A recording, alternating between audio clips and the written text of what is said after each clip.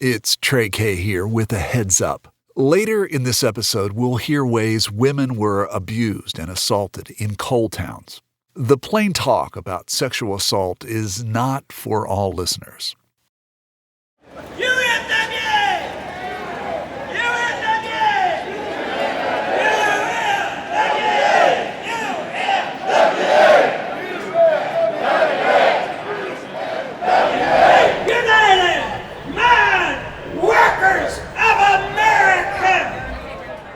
I'm on a busy street in the middle of Midtown Manhattan on a hot July day. There are police barricades and a crowd of marchers dressed in green camo t-shirts, cheering a man at a microphone. This is the longest strike in Alabama history. I want this to be the biggest, largest, strongest labor rally in the history of Alabama. Will you meet us in Alabama?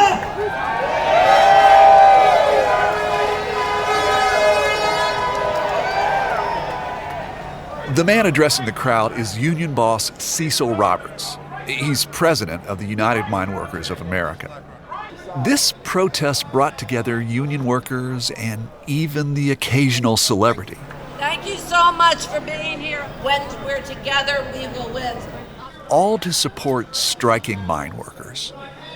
Union miners at Warrior Met Coal in Alabama have been without a contract for more than 100 days.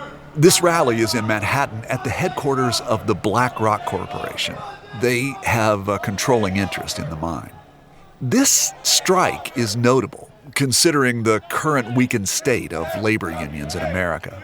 The past few decades have seen a rise of non-union mining operations and the slow decline of unions throughout coal country and in other industries. But this rally is notable because it falls on the 100th anniversary of an event many consider the birth of the modern labor movement. Why did you come here today? Well, to support the strikers from Alabama. I mean, they've been on strike for over 100 days. They deserve a fair and just contract. Just out of curiosity, have you ever heard of the Battle of Blair Mountain? Yes, I have. Sure I have. What do you know about it? I mean, I know that they were trying to organize the workers in Logan County. I think it happened back in 1921, if I'm not mistaken.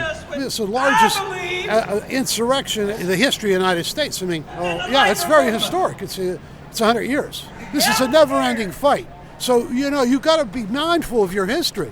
You got to understand what it took to get from where we are today and where we have to go. It takes sacrifice and struggle. Most important of all, it takes solidarity.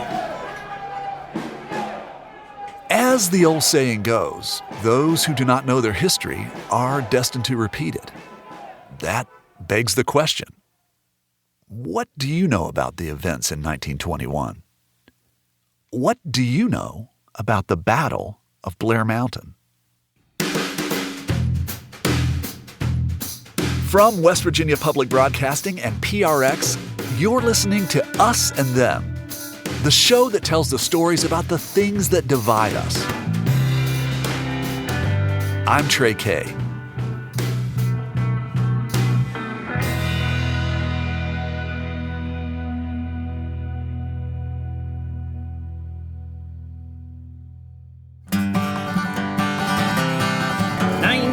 '21 was the year, seems like yesterday to me. Let me tell you about what happened then, back in the mine country. We were fighting hard to build a union, 'cause at 40 cents a ton, there was no way to feed a family when the mining day was done.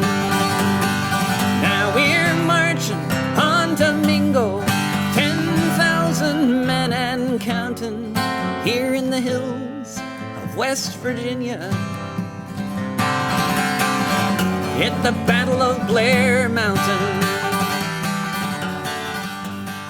The Battle of Blair Mountain is something of an enigma in modern history.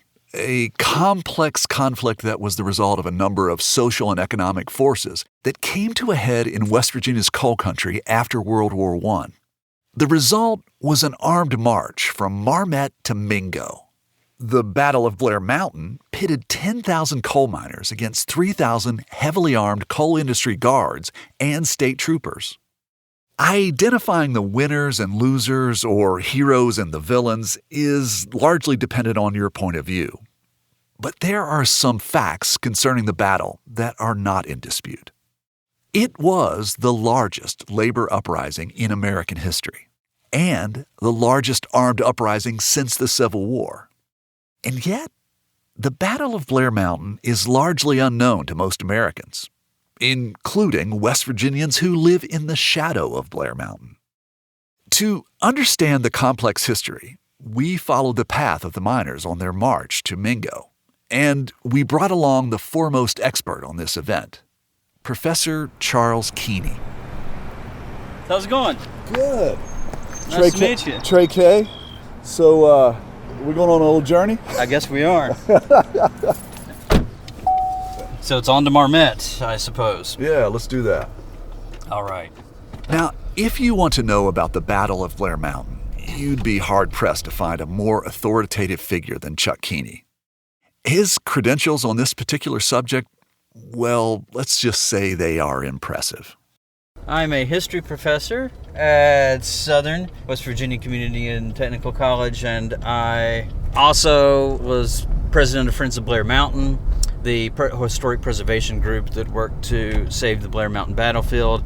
I'm a founding member of the West Virginia Mine Wars Museum, and I am the author of the book, The Road to Blair Mountain. The Mine Wars refers to a series of labor conflicts that occurred in West Virginia, mostly between 1912 and 1921 is where the main action took place. And these conflicts became very violent, and they are among the most violent labor conflicts in American history. And you had a form of guerrilla warfare that broke out, beginning in Kanawha County on Paint Creek and Cabin Creek. And the issues were more than just simply unionization or non-unionization, and that's important to remember because this was about breaking a industrial police state in West Virginia. Following World War I, the economic forces at play in the West Virginia coalfields hit miners hard. They became pawns in a power battle between the coal industry and the gathering momentum of the union movement. Coal operators in West Virginia were determined to keep the United Mine Workers out.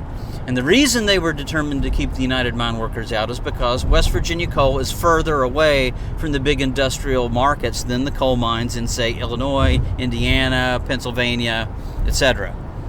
So they have to ship their coal farther, so it's more expensive. So they have to keep production costs down in order to outsell their competitors in other states.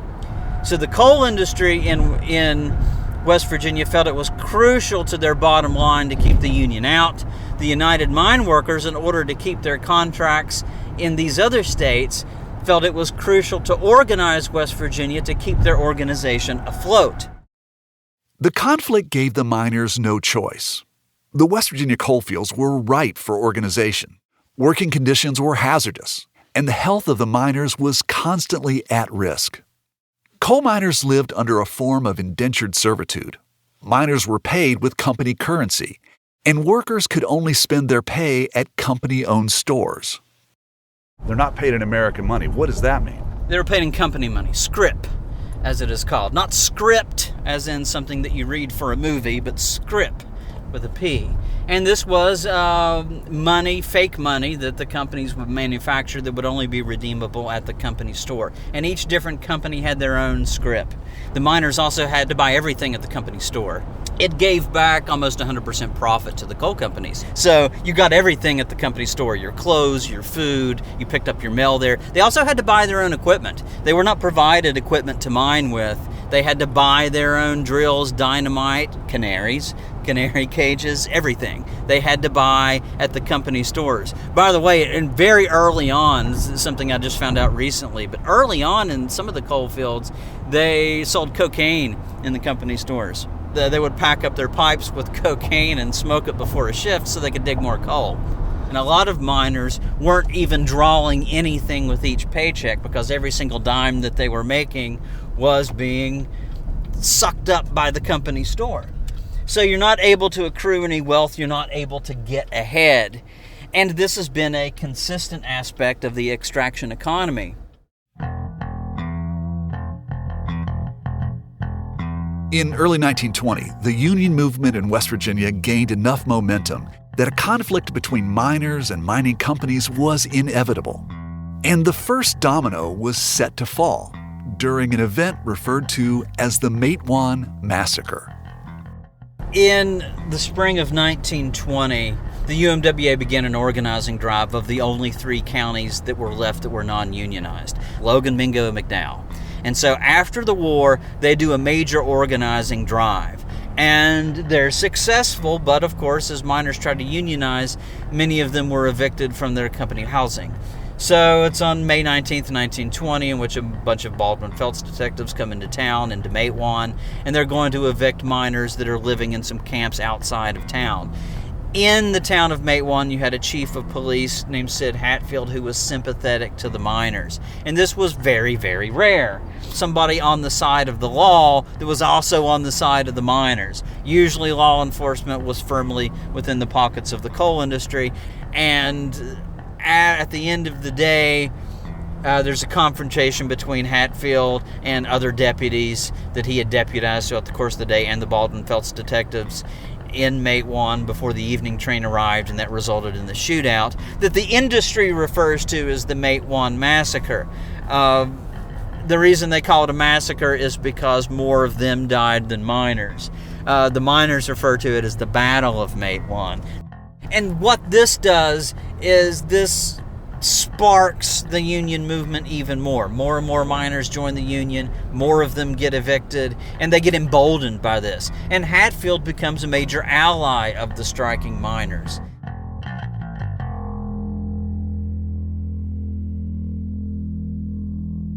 But Police Chief Sid Hatfield is charged with crimes for his role in the Matewan Massacre.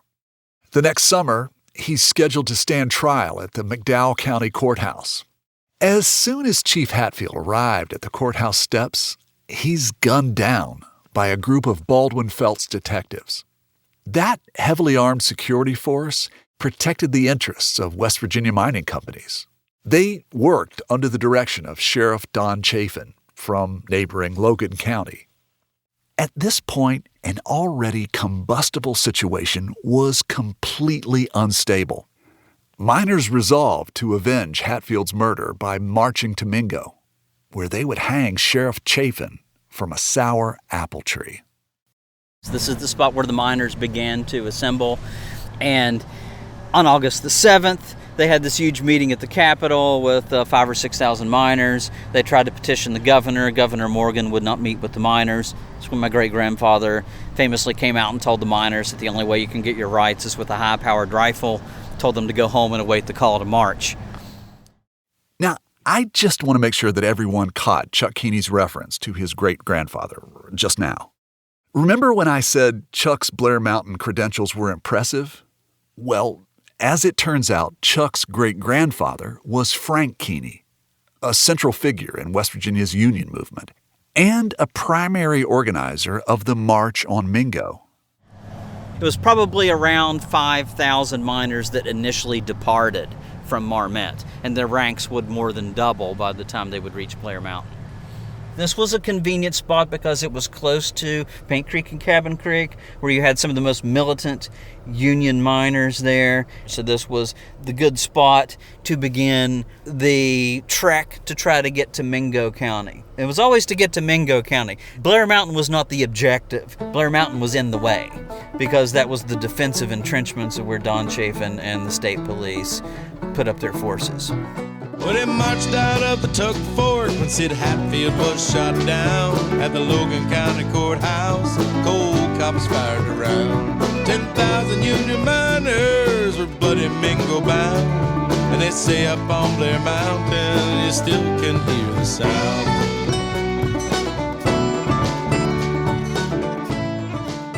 An organized force of 1,000 armed miners now headed to Mingo.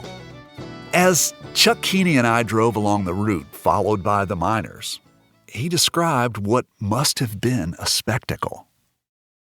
They came through here and they were stretched out, along several miles. What do you mean stretched out? The miners, you had the front guard, like a vanguard that was up front, and then, the line of miners that were marching were stretched out for numerous miles. For example, the first miners reached Blair at August the 30th, but they kept pouring in for about 5 days after that. If you would have lived in this area and you were not joining the parade, you just saw like a long stream of miners just marching from Marmet to, Blair Mountain. Yes, it was just a huge continual stream.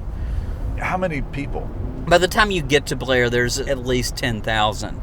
There's probably, by the end of the battle, somewhere in the neighborhood of 15,000 involved. Many of them joined as things were going. So we don't know the exact number. 10,000 is the standard number of used, but it was probably a bit higher than that. So where are we now? We are in Madison, and we are going to pull over.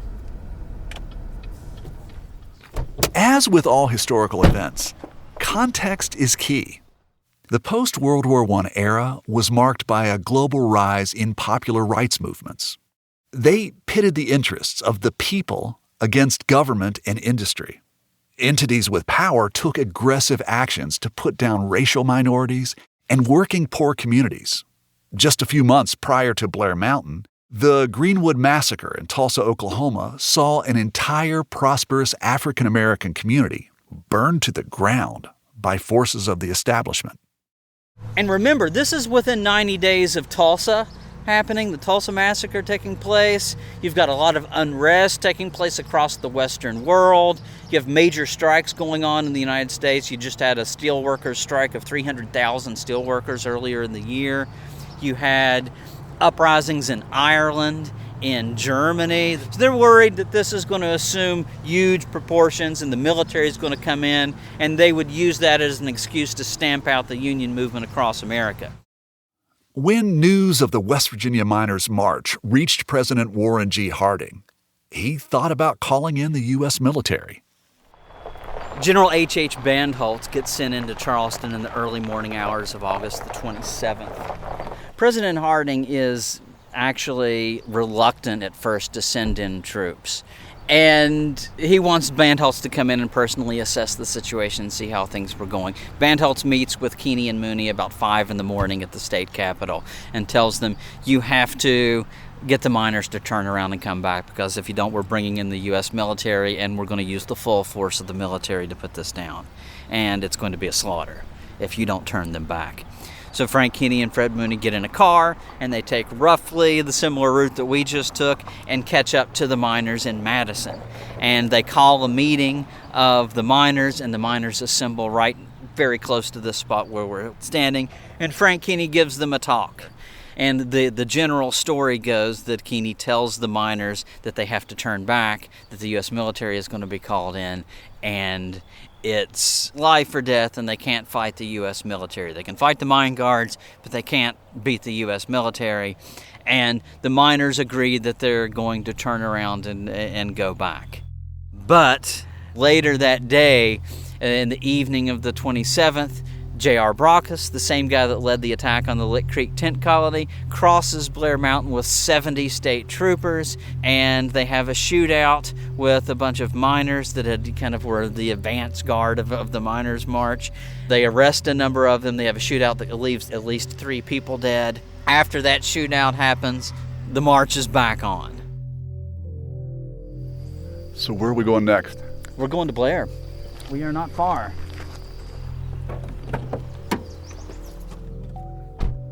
The Battle of Blair Mountain became inevitable. Every time conflict could have been avoided, outside forces pushed the miners and the coal company back toward violence. You haven't seen the Logan County line yet, have you? I don't think so. Okay. This is Route 17 we're on, by the way. And this was an actual road in 1921. Well, it was a dirt trail. It wasn't paved or anything. And there's a sign there that says the Battle of Blair Mountain. I might want to take a picture of that. here we are at the southern crest of Blair Mountain. This is where we stopped. This is where the march ended, right here. Let's hop out. Open my book talking about this exact. When Chuck Keeney and I get to the top, we're standing at the high ground where the mine guards and the state troopers set up machine gun positions to attack the miners advancing up the steep slope of Blair Mountain. It was a near impossible task for the miners, similar in many ways to the Allied forces' invasion of Normandy in World War II. Chuck explains what happened next. Miners had arrived in Blair and up around Crooked Creek area, which is to the northwest of here, on August the 30th. They waited for more troops to arrive, and then on the next day, scouts were going out, checking out the area around Blair Mountain, around this area here, and it was an advance scout, and they ran into an advance scout of Don Chafin's forces. Both sides asked for the password, and then they both gave the wrong password, and then they started firing. So after that, the fighting was on, and the fighting continued on through August 31st until September the 4th, when federal troops arrived at Blair. So there was the battle. The United States Army, federal troops come here, and from what I understand, the miners lay down their arms. That's correct. They did. Many of them buried their weapons, some of them up on Blair Mountain, so that they wouldn't have to be confiscated, and hid them. Many others just flat out surrendered. Of course, many of them were World War I veterans, and their beef was not with the federal government. Their beef was with the mine guards, with the state government, with the way that was being handled. And so they weren't anti-American, even though they were often painted as being such. So when federal troops arrived, yes, they did lay down their arms and they did surrender. The surrender of the miners brought an end to the Battle of Blair Mountain and the March on Mingo. And as with every hard-fought battle, the end of hostilities leads us to the question: was it worth it? As far as I understand, it's the largest labor uprising in our nation's history. Yeah, it's bloody. Yeah. Did the people who brought this, did they gain anything? Yeah, the initial aftermath was it got worse instead of getting better. But in some ways, the threat of more industrial violence is going to be a catalyst to encourage reform that is going to be taken on by the federal government the following decade. But it's going to be a tough decade in between that time. The roaring 20s weren't very roaring in West Virginia. But again, I don't want to put too pretty of a bow on it, because the Battle of Blair Mountain failed to alter the power structure in West Virginia. The power structure remained intact. The government is still controlled by the industry. The local media is still controlled by the industry. The school systems are still controlled by the industry. So even unionization comes, the history is not going to be told. The power structure is going to remain intact. And because that power structure remained intact and remains intact to this very day, we have the situation that we have here. They say our motto is mountaineers are always free. Maybe mountaineers are always fighting to be free, but we certainly aren't always free. In many ways, the Battle of Blair Mountain might be West Virginia's ultimate us and them story. It is. It is. It's us and them, and when you can talk about mountaineers versus absentee landowners, it's us and them when you think of working class versus ruling class. It's kind of us and them as like West Virginia versus the world. And this is maybe the ultimate us and them place.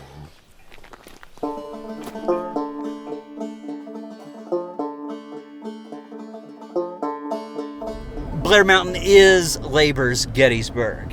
It is a crucial moment in which the miners themselves were fighting for basic American rights. We talk about veterans of wars and talk about them sacrificing themselves for the freedoms that we enjoy.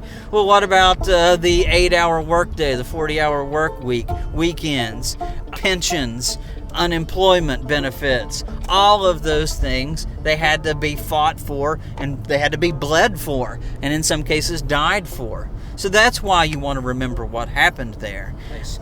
Americans need to understand the significance of labor history and unions in building America and turning America into a place where liberty can be enjoyed.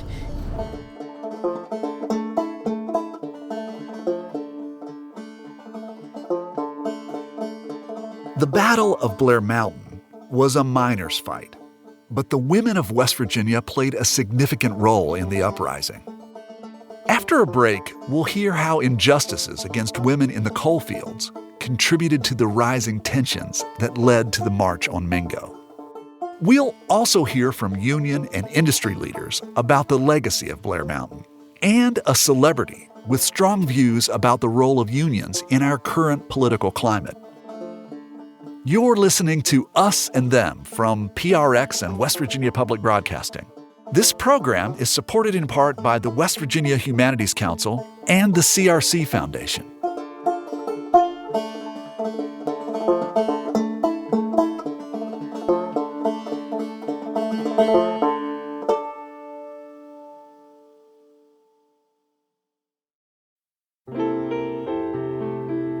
Music lifts us up and brings us together, even when we can't get together in person. Mountain Stage brings you live performances on the air, online, and in our podcast. They remind you how it feels to be in a live audience listening to live music. This is Larry Gross, host of Mountain Stage. Find a link to our stations and our podcast online at mountainstage.org. Hey, it's Trey. And this is Us and Them from PRX and West Virginia Public Broadcasting. A heads up, we will hear about ways women were abused and assaulted in coal towns. The plain talk about sexual assault is not for all listeners. Rise up. Rise up. Be free. God take a stand for WV. Rise up. Be free. Mountaineers are always free.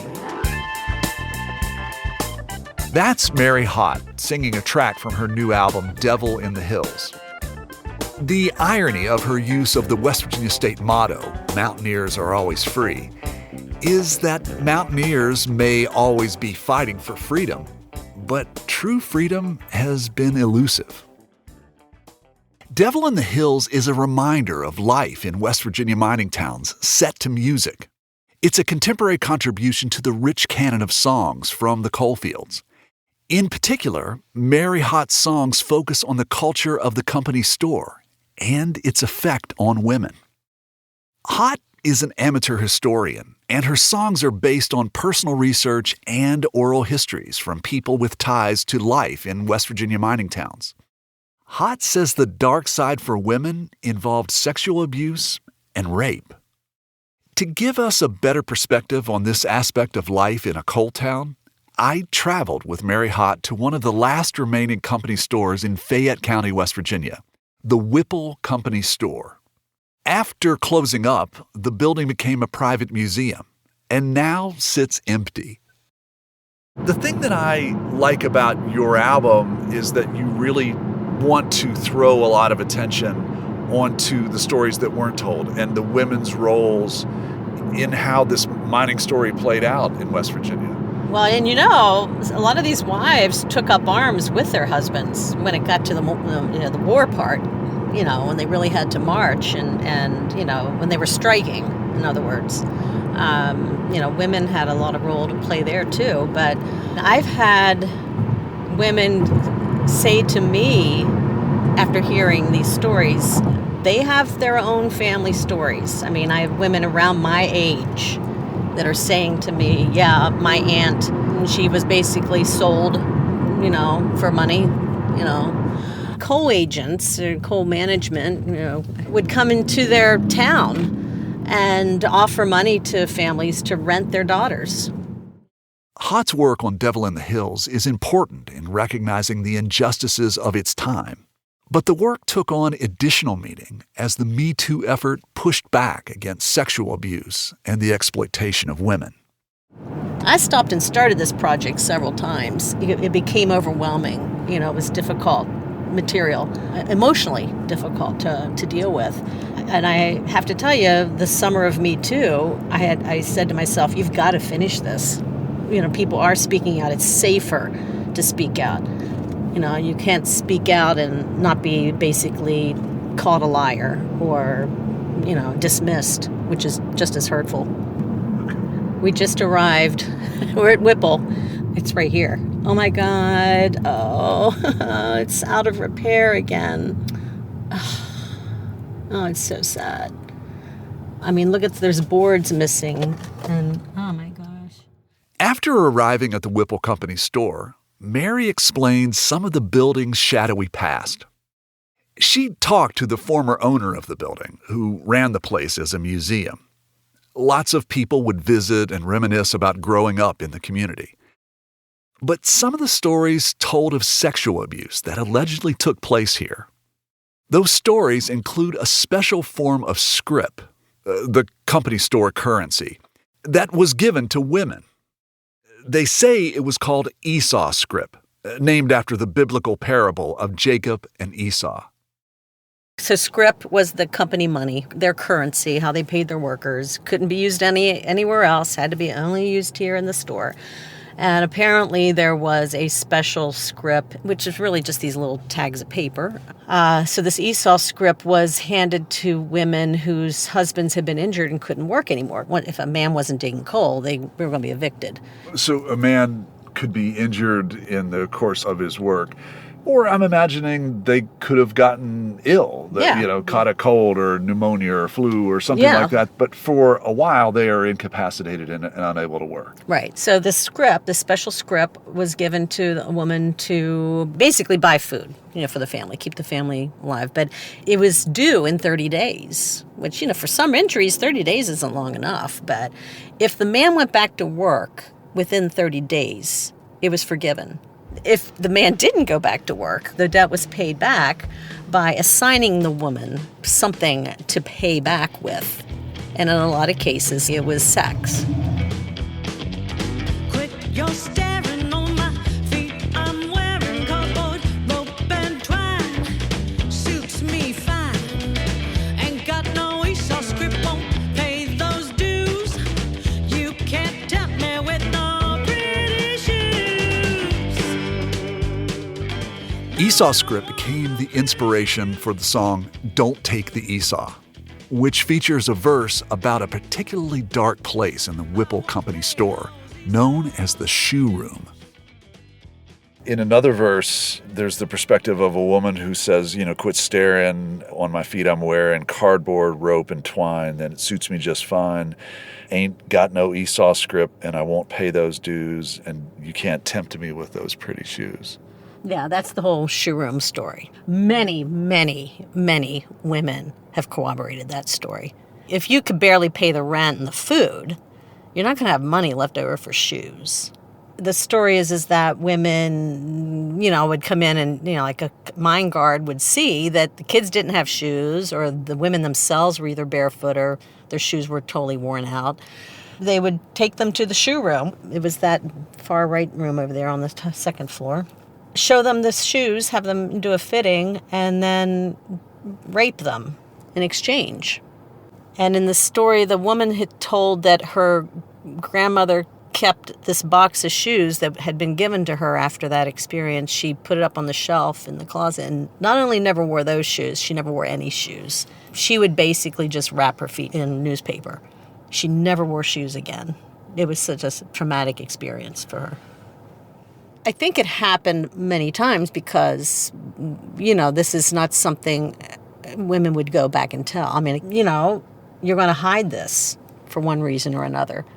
Now, today, we will finally speak out. It's important to point out a few things here. Mary Hott's assertions are controversial among historians. There is little, if any, documented evidence to support the existence of systemic abuse against women. There are some artifacts that may be Esau script, but historians have not yet verified them. The information about shoe rooms and sexual assaults lives mostly in the form of oral history, stories shared between some women about the dark side of mining life. Some historians do concede that women in these mining towns were vulnerable. And it's even more plausible that they could have been the victims of sexual abuse by men in positions of power. Mary was traveling with her guitar, so she sat on the front steps of the Whipple Company store to play Take the Esau. And just as she finished the song, something quite unexpected happened. Mother took the Esau, had no choice, had no other options, had no voice. Kept us kids from starving, kept our home. He faced the consequences all alone. Oh, the price she had to pay.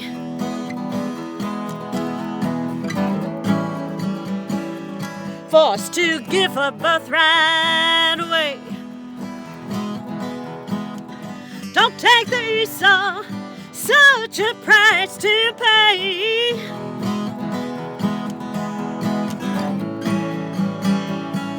Don't take my birthright away. Who's that? Someone's inside. There's someone inside who's tapping on the window. Hello? Do you like my song? Hi. Well, you scared the hell out of me. I was sitting here going, okay, maybe there are ghosts in there. Fortunately for us, the tapping on the window wasn't a ghost, but Roger Shoemake, the caretaker of the Whipple Company store.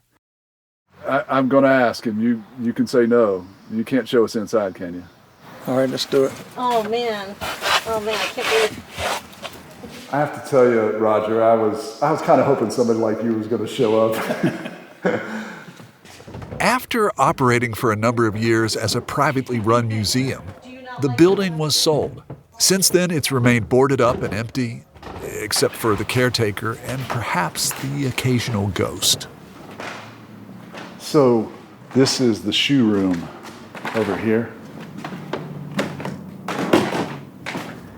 This is where a woman's ghost had been seen several times, and this is where what Roger was just telling us, where there were two boards, and they pried it up, and there was an old girl's tintype photo down underneath.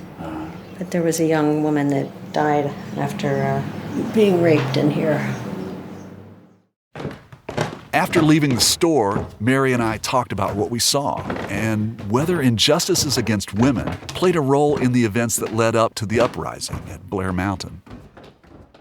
I don't know how many women hid their own personal experiences from their husbands. Some of these husbands may have known about the Esau script, some may have not.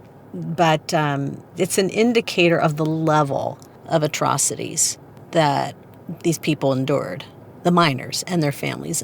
Whether it was being cheated out of how much coal they dug, the weight of their coal, or their wife was raped, or they were beat up because they were suspected of talking to somebody about unionization, or they were murdered because they were caught organizing, for a union. So it's like, did they strike because they weren't being paid enough for what they dug? I don't think that's the only thing. I think there's a lot of stuff.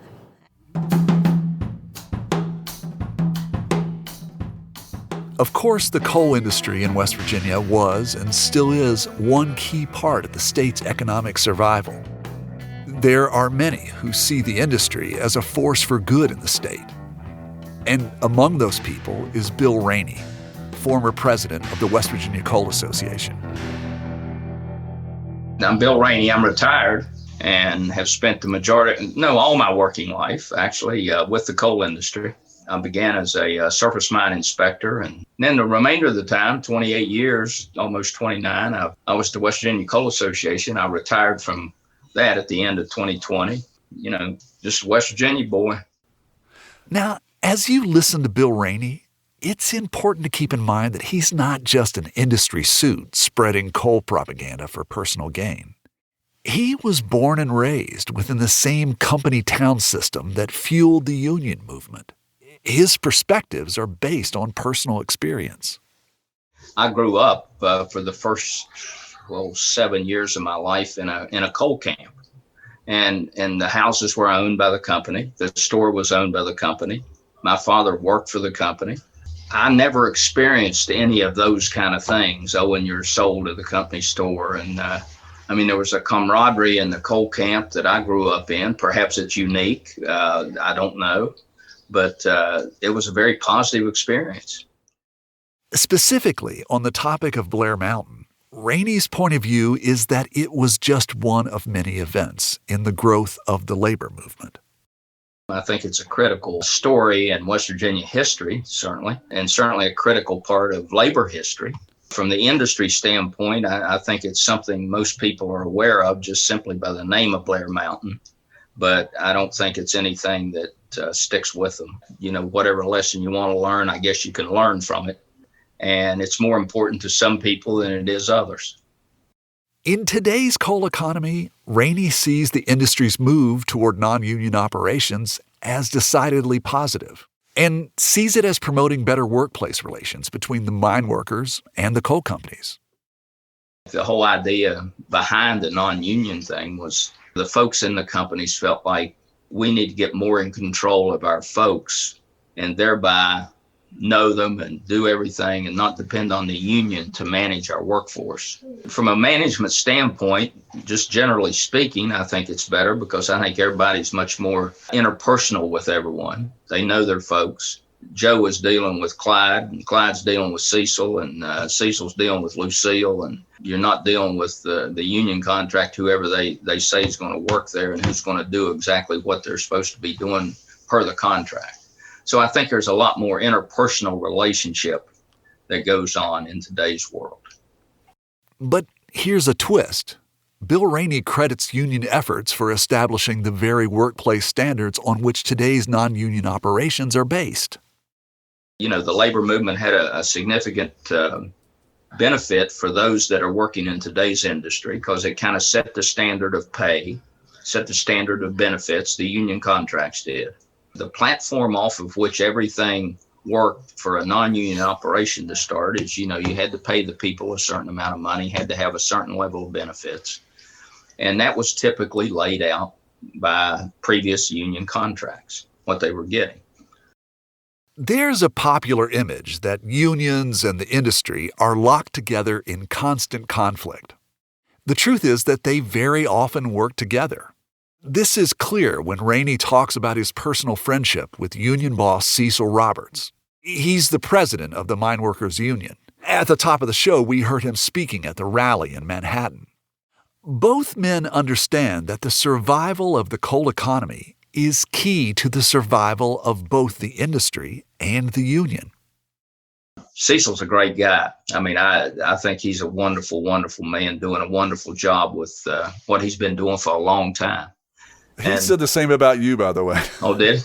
Well, yeah. That'll probably run both of us then. But, you know, you shake Cecil's hand and you know he's going to do everything he said he's going to do. And hopefully I'd be the same way. But they helped us a great deal in all this environmental upheaval of the coal industry that was taking jobs and not providing for permits. And, you know, it was causing all kinds of turmoil in the thing. And Cecil always thought and always said that, you know, if you help us get the permits and we'll put the people to work and we'll get the mining out there, then it's up to you to go organize them. But you can't organize a mine that isn't operating.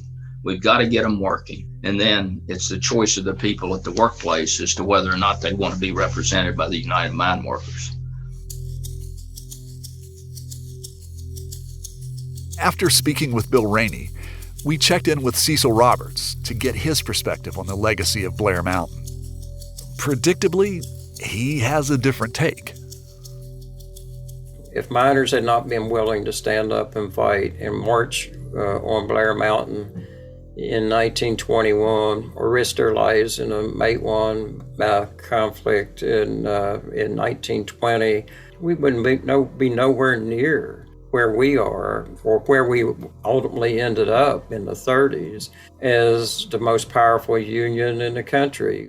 The union took terrible jobs and made those middle-class jobs over the years. People sometimes who don't make as much money as a coal miner say, why should a miner get all that money?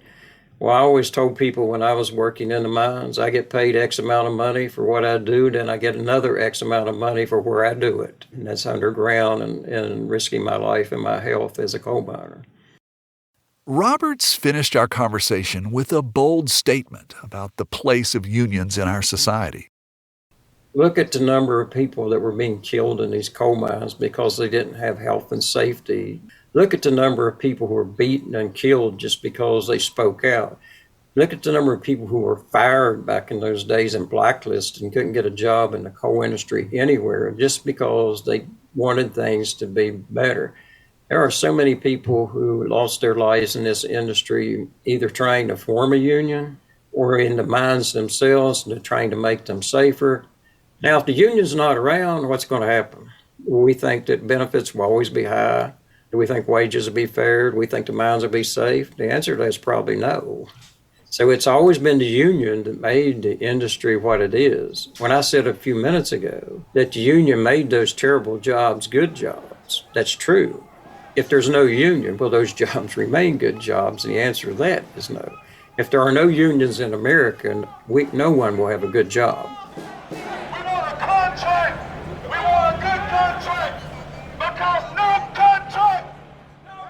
Back at the rally in Manhattan, the parallels between the historical and the current union efforts for economic justice are clear. Today's union protesters use cell phones and social media instead of rifles and shotguns. But the belief in the power of the collective remains the same. And there was one voice at the rally that stood out in the crowd. Thank you so much for being here. I welcome you. One day longer, one day stronger. When we're together, we will win. So stick with it. I'll be watching. Thank you all for coming to our city, and more power to you. Do you recognize that voice? That's celebrated actor and New York resident Susan Sarandon, who's an active union supporter and a friend to West Virginia. I asked her about the importance of strong unions in this country. I think unions are what built this country. Unions are very important. It's all we have left to try to hold the working class together. And I just want to bring my voice and my platform to let people know what's going on so that they can be supported. And not only supported, but I think when we saw what the teachers' unions did in West Virginia, and we should have the right to strike in order to get basic human dignity. It's just, I think, very important for other unions to see this kind of strength and organization, because that's what we're going to have to do. I don't think any kind of savings is going to come from the top down. It's going to have to come from the people. I really believe unions are what's going to help keep this country from falling through the cracks. And if we start to lose unions, well, then we're really going to be in trouble. And I think all of us in a union have to support other unions in their struggles. United Man Workers of America!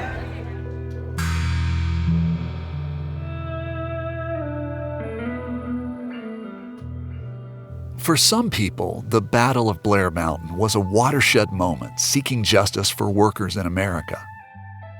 It was a moment when workers decided their rights were worth fighting and even dying for.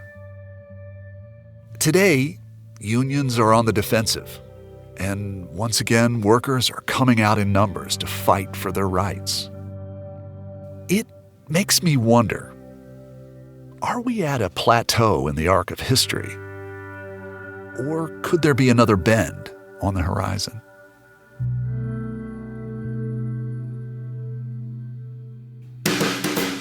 You've been listening to Us and Them. Our team for this show is me, Trey Kay, Brad Stratton, and Kate Smith. The music that we heard on this episode helps tell the story of Blair Mountain. And to hear more of these songs, why don't you visit our show notes where we've provided a link to a Spotify playlist. And there you'll also find a link to information about Mary Hott's Devil in the Hills album. Special thanks to David Adkins and Shepard Snyder for help on this episode. Michael Lipton and Tristan Lozow wrote and performed the Us and Them show music, and Brad Stratton provided additional music for this episode. Mark Lerner designed our logo. Lelena Price provides us with images for the web. The wonderful people at PRX and West Virginia Public Broadcasting make Us and Them possible. So do grants from the Corporation for Public Broadcasting, the CRC Foundation, and the West Virginia Humanities Council.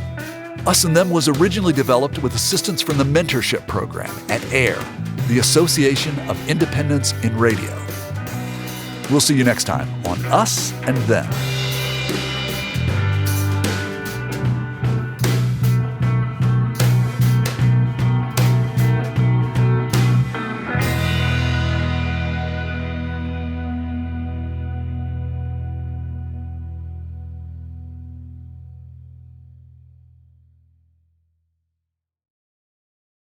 Support for this podcast comes from the Corporation for Public Broadcasting.